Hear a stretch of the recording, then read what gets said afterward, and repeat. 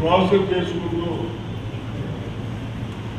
₹1,00,000 checks ఇస్తూ ఉన్నాం. అదే కాకుండా ఇప్పటికే తాయర్ గారు చెప్పారు, మన బోధన పట్టడానికి చిన్న వాళ్లకు, ఇల్లు లేని వాళ్లకు ఇల్లు కట్టించడానికి 5 లక్షలు మళ్ళీ ఇది లోన్ కాదు, మళ్ళీ మీరు ఇచ్చేది లేదు వాపస్. 5 లక్షలు ఫ్రీగా ఇచ్చి ఏ గుర్తుగా అవసరం లేదు, మీరే కట్టుకోవాలి. మేస్త్రిని మాట్లాడుకోవాలి, మీరే కట్టుకోవాలి. అవన్నీ పైసలు కూడా ఇబ్బంది అయితే మీరందరూ आप लोग भी डॉक्टर संघ में महिला ग्रुप में है, మీరు కూడా డాక్టర్ సంఘంలో గ్రూప్ ఉన్నారు. ఆ గ్రూప్లో ఒక 50,000-70,000 దాకా మేము లోన్ చేయమన్నాం. आप लोगों को वो ग्रुप से 75,000 तक लोन देने, कई वस्तु लोन, घर बनाना पैसे देना, घर बनाना पैसा देना, वो तक ये भी सहूलत बोलने से है. क्यों इतना आप लोग घरा ఊజాలను కోరుకుంటున్నారు, మీ అందరికి ఇల్లు కావాలని అట్లా కూడా చెప్తాం. కాబట్టి ఇవన్నీ ఎవరు చెప్తున్నారు? మన ముఖ్యమంత్రి రేవంత్ రెడ్డి గారు అయిన తర్వాత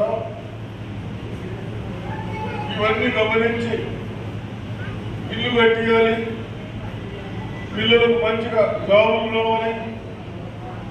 అప్పుడు आने के बाद 60,000 जॉब्स दिए. सामान में बारीक सामान दे रहे. जब सामान देते थे अपने भाई 30 रुपए होता था, आप 10 रुपए बेच लेते.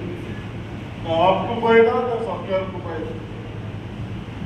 अभी हम क्या सोचे, आप लोग 10 रुपए में देके फिर 40 रुपए में खरीदते थे.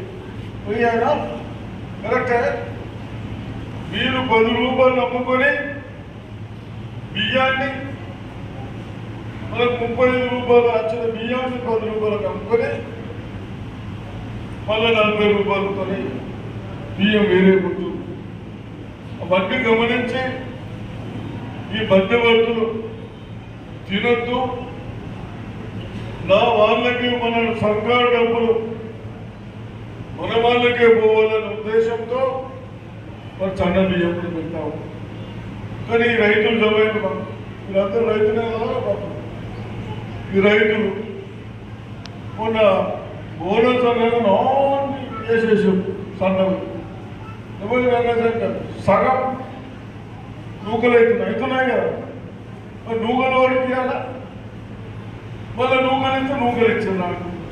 అంటే రేవంత్ రెడ్డి, సుదర్శన్ రెడ్డి నూకలు మీయే కదా. ఇట్లా అంటే ఆలోచన విధానం చేయాలి.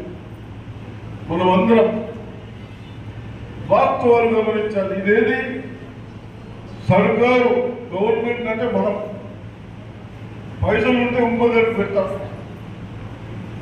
ఆ కేసీఆర్ దరిద్రుడు బాకీల మీద బాకీలు తెచ్చి దానికి అడ్డుగడ్డగా సరిపోతున్నాం. వీళ్ళందరూ ఉద్యోగాలు, మీరందరూ పిఎఫ్